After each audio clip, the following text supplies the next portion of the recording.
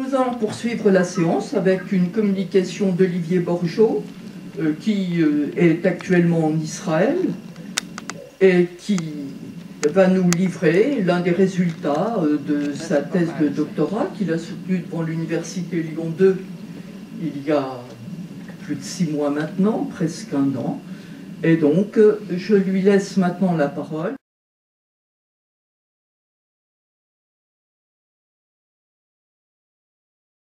Bonjour, j'espère que vous m'entendez bien.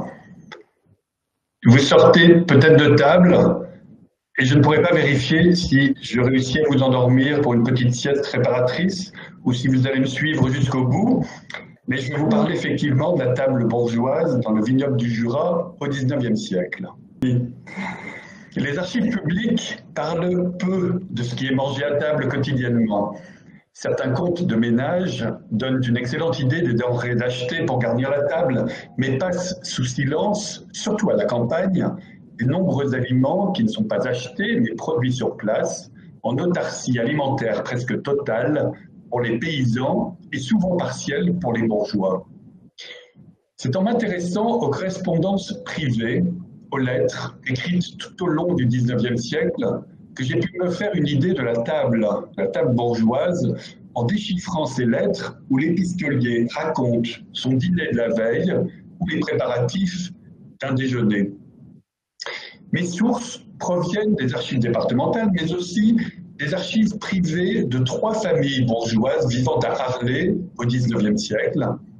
La famille des notaires d'Arlay, père et fils, les Vaudry, la famille du régisseur du château d'Arlay et son frère le médecin, les Vanier, et la famille de propriétaires terriens, descendants de Bonaventure Abri d'Arcier, les Berthelet, qui habitent le joli manoir appelé la Chevance d'Or, construit sous François Ier. J'ai eu la chance, par exemple, de pouvoir travailler sur des centaines de lettres écrites à la Chevance d'Or entre 1882 et 1885, qui m'ont donné une description souvent minutieuse de pas moins de 55 menus de déjeuner ou de dîner entre amis, en famille, à deux ou tout seul. Vous entendrez plusieurs extraits de ces lettres tout au long de mon exposé. Ce matériau intime me permet aujourd'hui de vous présenter la table bourgeoise dans le vignoble du Jura au XIXe siècle. Rappelons que le XIXe siècle est le siècle de la révolution industrielle et une de ses conséquences majeures se vérifie sur la table des Français. Ils vont pouvoir manger à leur faim. Je rappelle que la ration moyenne par personne et par jour sous la Révolution est de 1700 kilocalories, pour ceux qui ont quelques notions de nutrition. En 1840, la ration moyenne par jour et par habitant passe à 2000 et ne cesse d'augmenter pour arriver à 3200 calories par jour et par personne en 1900. La moyenne aujourd'hui, au XXIe siècle, est redescendue et s'est stabilisée autour de 2400 calories. La révolution industrielle, ce sont les engrais chimiques, les techniques de conservation et les transports plus rapides. Prenons un exemple parmi tant d'autres. Une vache de taille standard dans le Jura pèse 350 kg en 1852. On améliore tellement la race que 100 ans après, en 1849, elle pèsera en moyenne 600 kg, presque le double. Elle produisait 1500 litres de lait par an en 1852. Elle en produit 2700 litres en 1949, le double. La consommation annuelle de viande entre 1840 et 1895 a doublé. Celle du sucre et du café a quadruplé.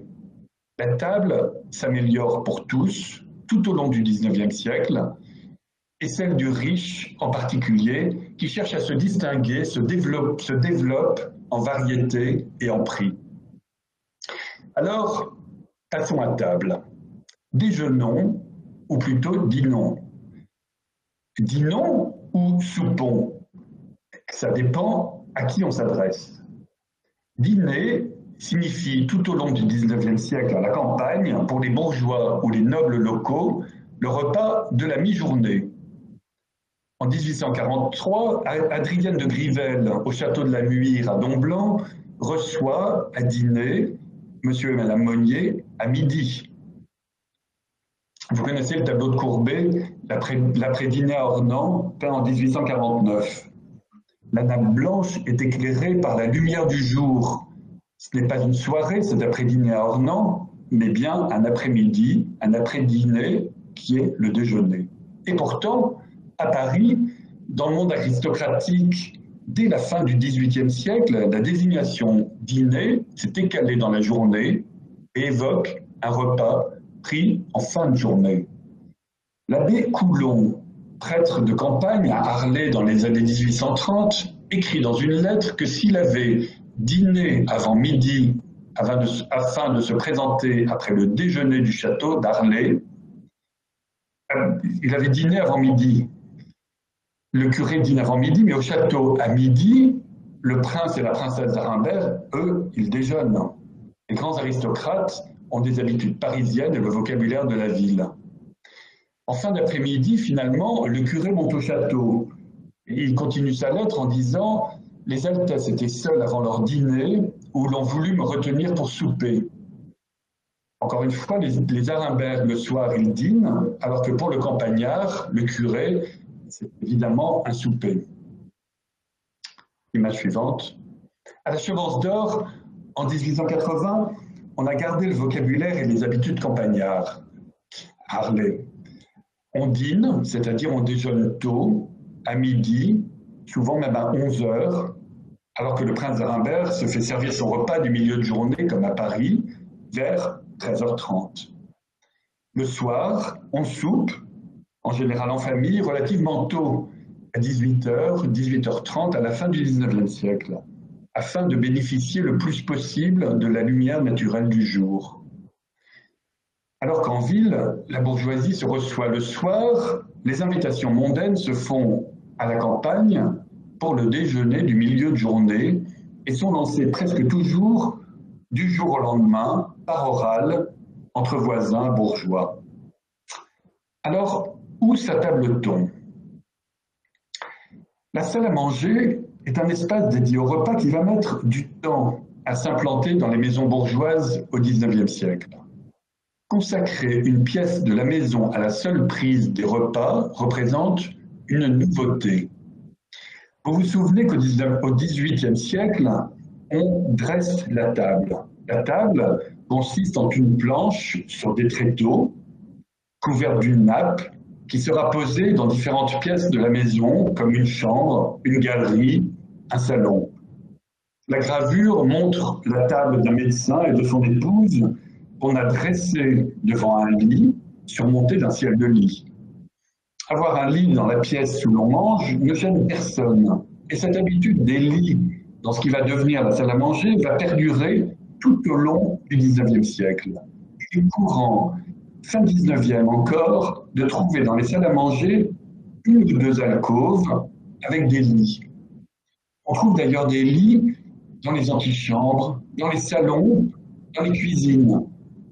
Le notaire d'Arlay, Vaudry, reçoit sa clientèle chez lui, dans son bureau, une pièce qui est à la fois son bureau et contient aussi un lit. Le lit s'expose comme un précieux objet d'art et d'antiquité, un meuble de grande valeur. Image suivante. C'est souvent dans l'antichambre, une pièce de passage, que la table est dressée.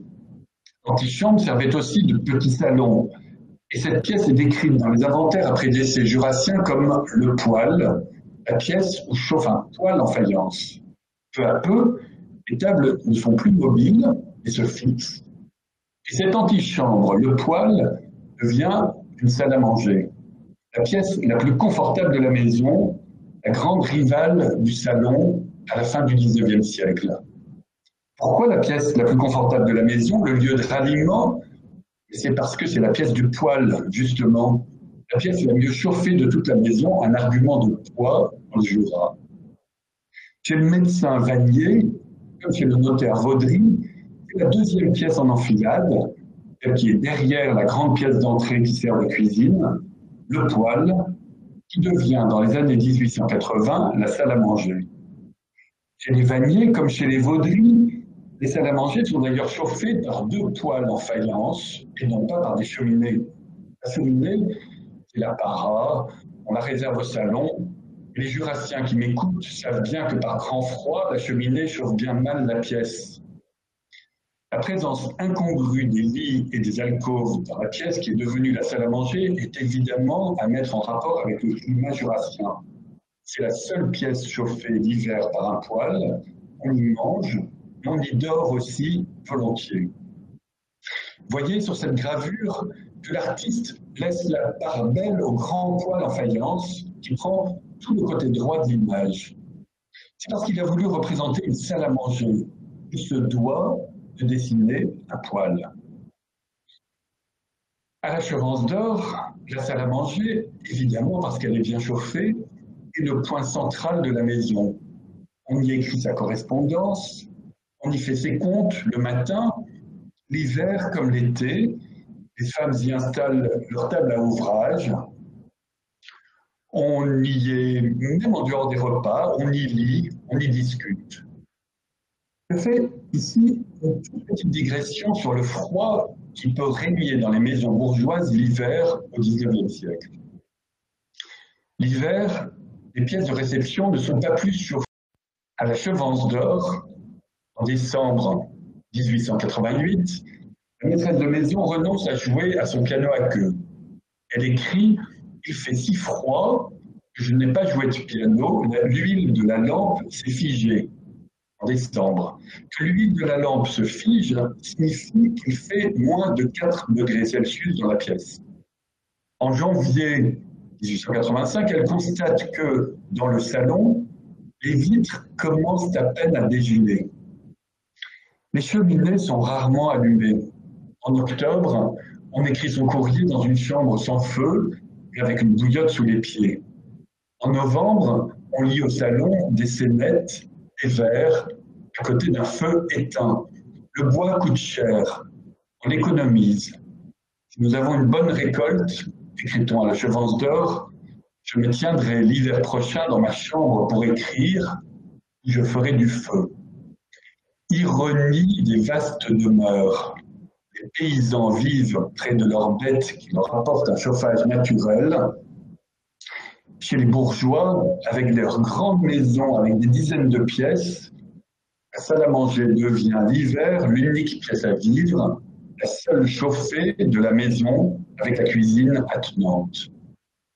Les bourgeois ruraux ont froid chez eux, mais sont résistants et ils détestent gaspiller. Quand l'ancien notaire Vaudry et sa femme reçoivent à dîner à Arlay en octobre dans une salle à manger 6 fois trop chaude, les commentaires vont bon train. L'austérité saisonnière et la juste mesure sont de rigueur. Une jouissance excessive de la chaleur en plein hiver est suspecte. À la belle saison, il arrive aux bourgeois de déjeuner en plein air. À la campagne, on s'embarrasse moins de règles qu'en ville. Si les Berthelets invitent à la Chevance d'Or le comte et la comtesse de Grivelle à dîner, c'est sans façon. Si on se réunit à 12 pour un pique-nique dans le parc fermé du château d'Arlay en l'absence du prince et sur l'invitation du régisseur, Henri Vanier, c'est, écrit-on, en prêchant le sans-gêne. L'été, on dîne volontiers dehors sur la terrasse ou même en pique-nique sur le flanc de la colline du château avec, pour 14, un gigot, un pâté, du jambon, des truites, de la salade, du fromage, des fraises et des cerises, un gâteau, des meringues. Chacun s'installe à sa guise sur des pliants. Un valet sert les convives. Rentrons et installons-nous plus confortablement dans la salle à manger. Image suivante. Image suivante, s'il vous plaît. La salle à manger est le lieu d'apparat des richesses bourgeoises, plus encore que les chambres et même que le salon. On trouve d'ailleurs moins souvent dans la salle à manger des vaisseliers que des grandes vitrines où sont exposés des bibelots précieux. Au mur sont accrochés des tableaux de chasse, des natures mortes, des ruines antiques, mais aussi des faïences anciennes et des portraits. Le lieu se veut plus intimiste que le salon, mais non moins fastueux. Les inventaires après décès, lorsqu'ils mentionnent qu'une table possède 3 ou 4 rallonges, qu'elle peut tenir 24 personnes assises et qu'il y a en permanence 16 ou 18 chaises dans la salle à manger, donnent une idée de ce que pouvait être la convivialité bourgeoise et les grands dîners, les grands repas avec invités. Les précieux services d'assiettes et de verres s'accumulent d'un héritage à l'autre.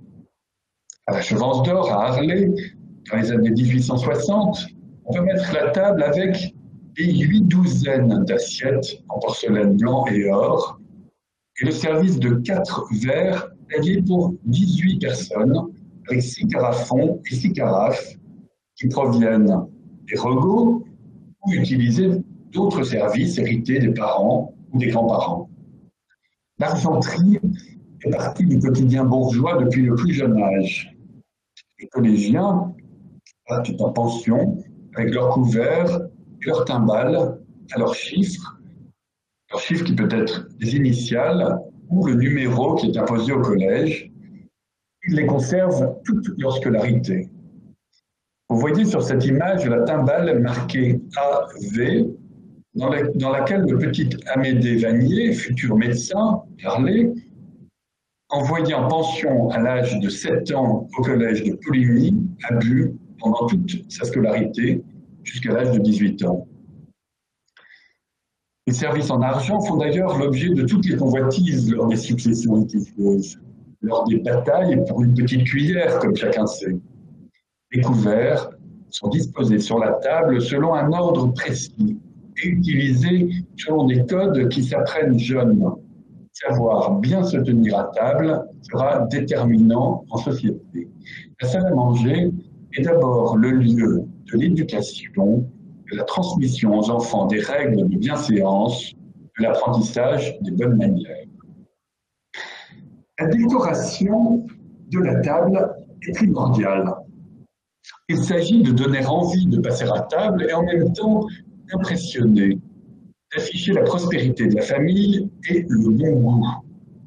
La vaisselle, argenterie, cristallerie, tout y concourt.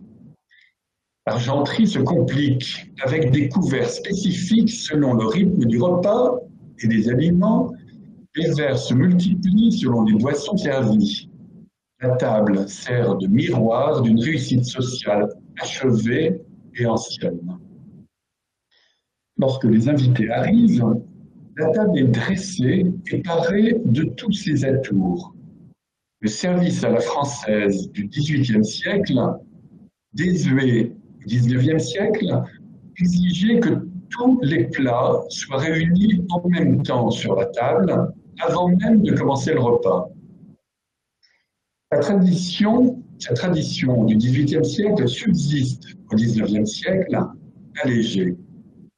Pour l'effet visuel et pour donner l'eau à la bouche, seront disposés sur la table quelques plats remarquables par leur architecture culinaire ou la rareté des denrées en présentation. Ils seront retirés alors qu'on commence à manger. Ainsi, outre les petits vases de fleurs et des candélabres, on présente des pyramides de fruits sur des compotiers, un jambon garni de verdure et de fleurs, un gâteau aux amandes couvert d'une crème tortillée en spirale. Une fois les convives assis, on retire l'ensemble des plats présentés sur la table et le dîner, c'est-à-dire le déjeuner, peut commencer. Oubliez l'apéritif au salon avant de passer à la salle à manger. Si Maupassant mentionne l'apéritif en 1889 dans sa petite nouvelle La main gauche, dans le Jura, les convives au XIXe siècle ne connaissent pas ce rite qui va s'installer en France au cours du XXe siècle. Ils arrivent, ils sonnent à la porte, ils donnent leur manteau à la bonne en entrant, et se place autour de la table de la salle à manger en attendant pour s'asseoir que la maîtresse de maison ait donné le signal. En coulisses, œuvrent les domestiques. La famille Paris-Darcier, à la Chevance d'Or, emploie et loge de 1806 à 1901, c'est-à-dire pendant tout le XIXe siècle, entre 3 et 4 serviteurs, hommes et femmes, en proportion variable. Ce sont les domestiques nourris et logés, auxquels viennent s'ajouter les employés à la journée pour des lessives exceptionnelles, par exemple. Le régisseur Antoine Vanier et son frère, le docteur Amédée Vanier, ont chacun 2 domestiques, hommes et femmes, sauf lorsque leurs enfants sont petits dans les années 1830 et 1840 et qu'ils emploient en plus une bonne d'enfants. Adèle Vanier, riche veuve à la fin du XIXe siècle, fait travailler chez elle 4, parfois 5 domestiques, toujours avec la même mixité. Miroir de la vie bourgeoise, le nombre de domestiques reflète la position de leur maître au village. Ne pas avoir de cuisinière faute de moyens est le signe d'un véritable déclassement. Faire la cuisine soi-même fatigue beaucoup, compatit Madame Berthelet à la Chevance d'Or en parlant d'une amie ruinée. Bien que Marie Berthelet participe à la cuisine ponctuellement, ce qui lui pèse, elle n'envisage jamais de faire la cuisine elle-même. Charles Loiseau, au château de la Sauge à Saint-Mamin, se moque de sa tante Clémentine qui doit à nouveau changer de domestique. Il écrit: « Elle m'a fait demander des livres de cuisine. Je la vois d'ici se débrouiller dans cette littérature qui lui est complètement étrangère.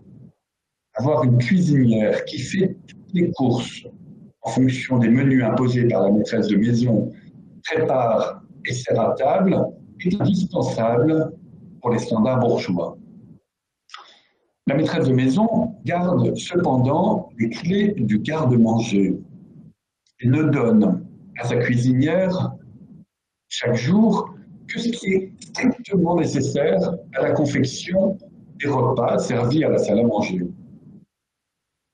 Très surveillés, les domestiques en cuisine ont un menu qui leur est propre et n'ont même pas droit au reste des patrons. 1 ou 2 fois par an, ils sont autorisés à goûter au café ou au thé qui sont servis tous les jours à leur maître et qui sont pour eux des denrées de fête.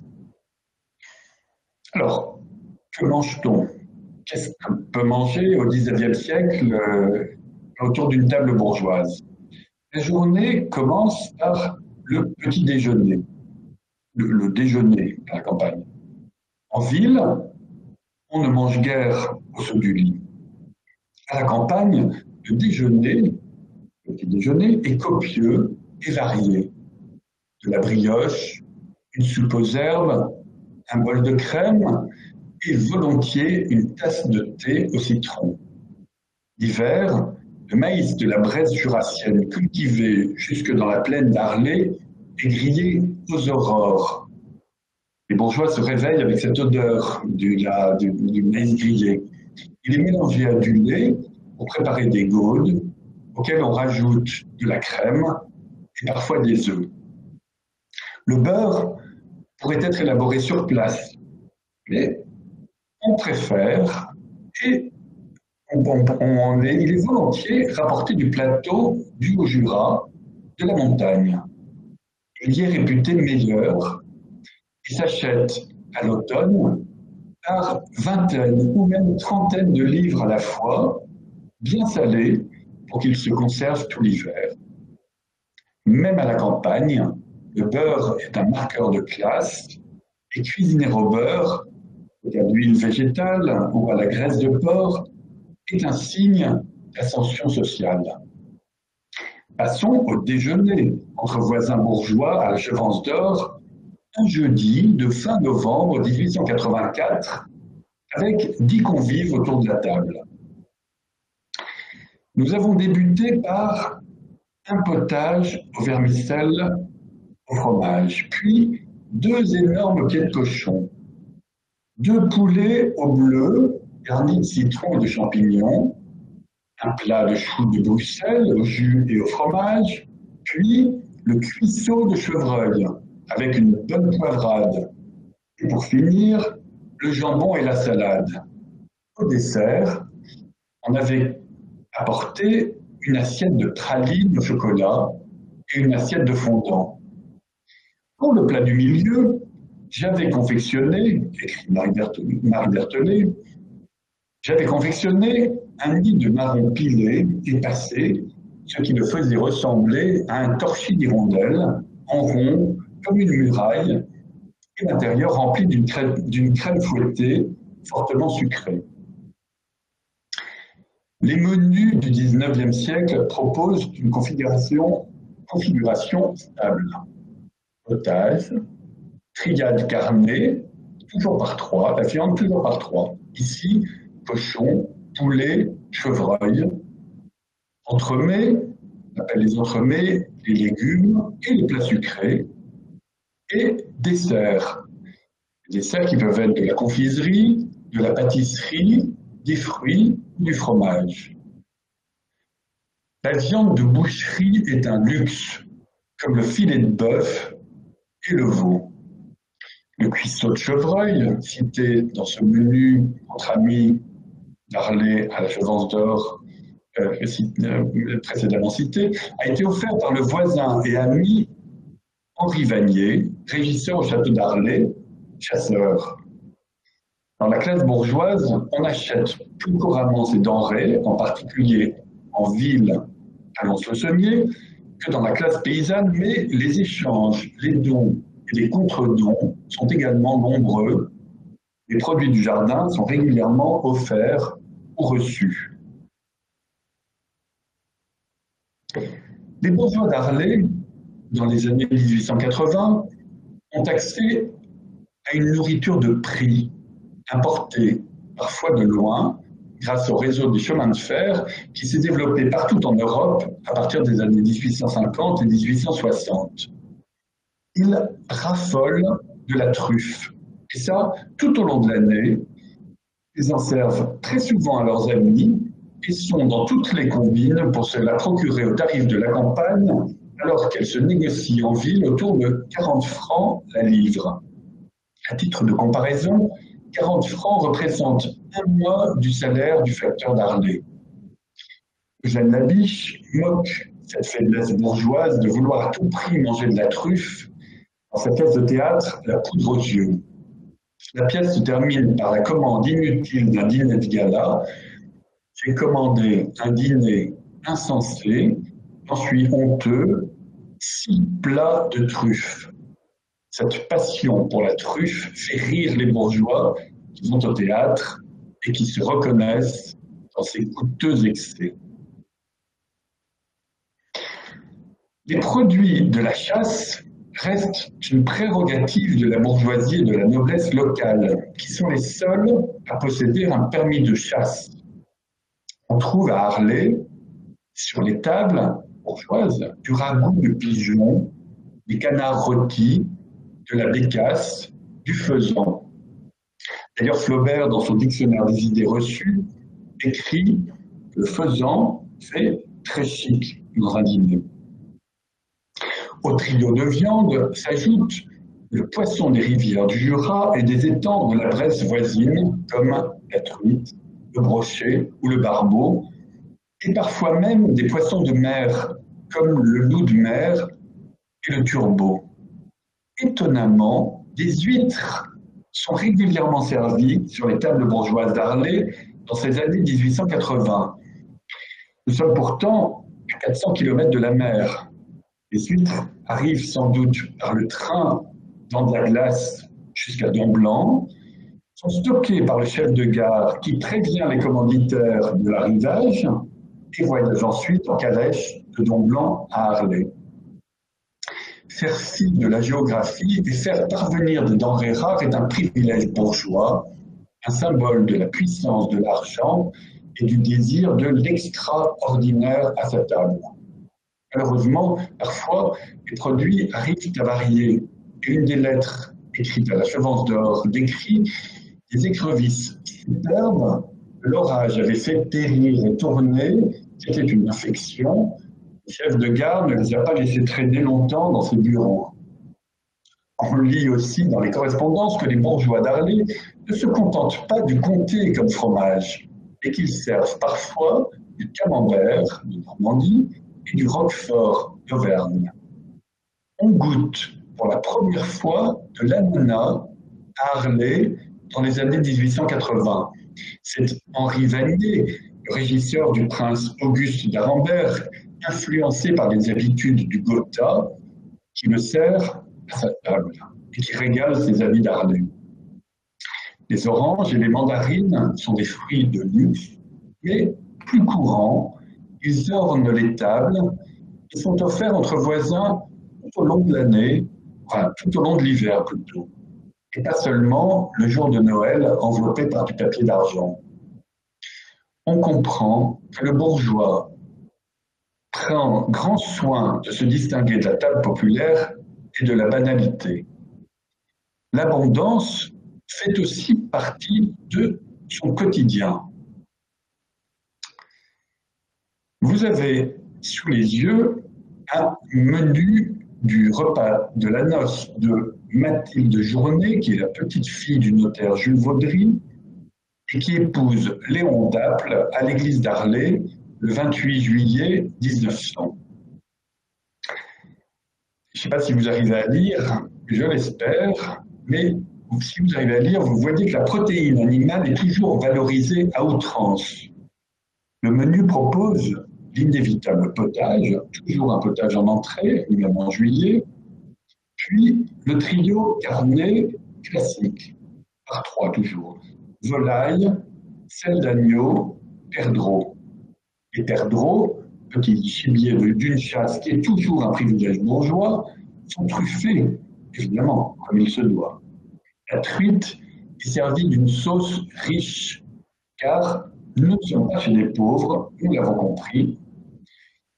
Et les langoustes sont assez peu fréquentes dans le vignoble du Jura pour qu'elles excitent l'imagination et les papilles. Les sorbets, à mi-course, sont peut-être alcoolisés, ils offrent une pause. C'est un menu de fête particulièrement excessif, mais l'abondance des plats sur la table bourgeoise fait partie du quotidien, n'est pas réservée aux invitations des amis, aux membres extérieurs, à la famille, aux grandes fêtes. Par exemple, un déjeuner en semaine à deux, comportera du bœuf, une saucisse fumée, un filet saignant sur des tomates et un poulet rôti. Un dîner familial se composera d'une soupe au fromage, un gigot braisé, des pommes de terre frites, un filet à la sauce tomate et une salade. Saucisse, poulet, filet de bœuf, gigot, de la viande, toujours de la viande, beaucoup de viande, à une époque où manger de la viande en semaine est presque un monopole bourgeois.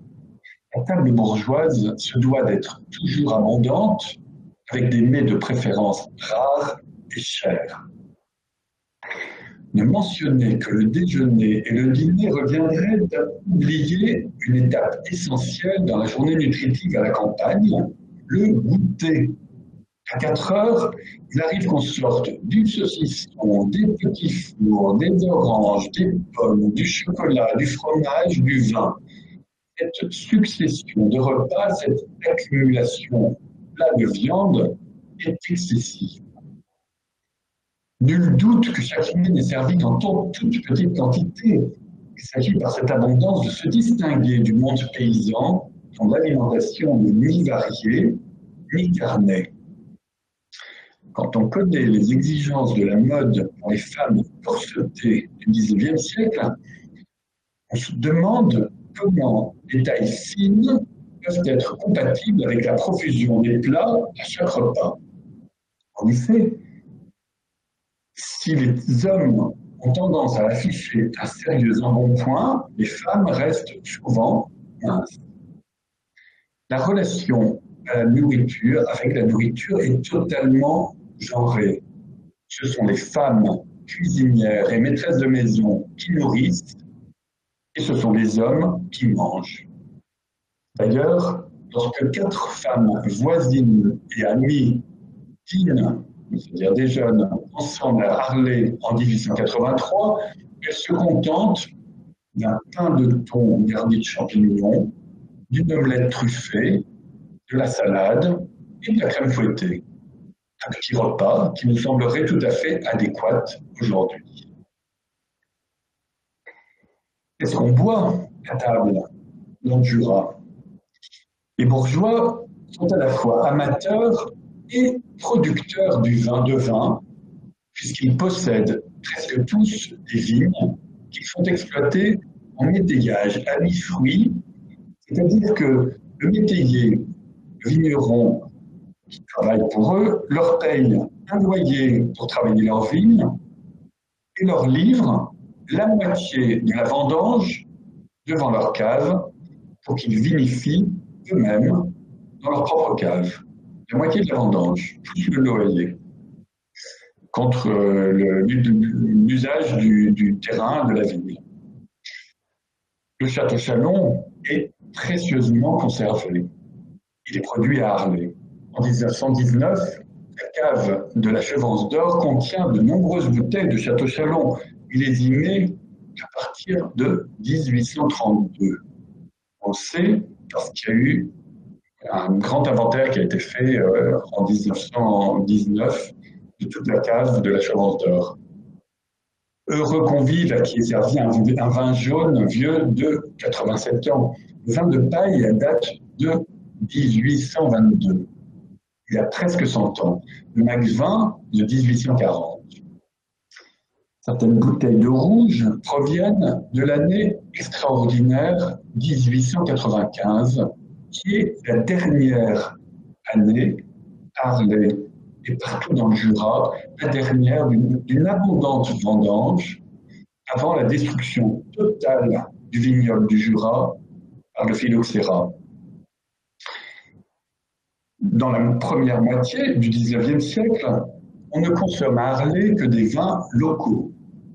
L'abbé Coulon, le prêtre d'Arlay, est originaire d'Arbois. Évidemment, il se plaint du vin d'Arlay et il ne jure que par celui d'Arbois. La concurrence entre les villages est rude, chacun prêche pour son clocher et sa production ultra locale. Ça change évidemment dans les années 1850-1860 grâce au progrès des transports ferroviaires et l'importation de vin de partout en France. Le degré d'alcool est aujourd'hui fondamental dans la définition légale du vin. Il l'était beaucoup moins au XIXe siècle, quand on ne savait pas mesurer ce degré. Plus que sa teneur en alcool, l'essentiel résidait alors dans la couleur et l'âpreté de la boisson. Les vins courants du Jura du XIXe siècle, quand ils ne sont pas frelatés, sont très faibles en alcool. Ils dépassent rarement les 9 degrés et se stabilisent autour de 7-8 degrés. La quantité de vin consommée par les bourgeois, mentionnée dans quelques rares contrats d'usufruit, semble aujourd'hui démesurée. Au château de la Sauge, Clémentine Loiseau, vieille fille de 64 ans, entend disposer de plus de 3 litres de vin par jour. Alors évidemment, un vin à 7-8 degrés, mais 3 litres par jour et 25 litres d'eau de vie par an, produit sur la propriété, pour sa consommation personnelle. Le vin est consommé depuis le plus jeune âge, à la maison comme en pension. Bien entendu, le vin de table de tous les jours est le vin du Jura, vinifié sur place. Attention, même au bon pays viticole d'Arlay, l'accès au vin, dont les plus humbles qui le produisent en vendent chaque goutte pour obtenir un revenu, et que les plus riches propriétaires se gardent jalousement, ce vin du Jura n'est pas à la portée de tous. Les domestiques doivent se contenter au mieux de ce bon vin de piquette, c'est-à-dire d'eau passée sur le marc après la presser et très légèrement fermentée.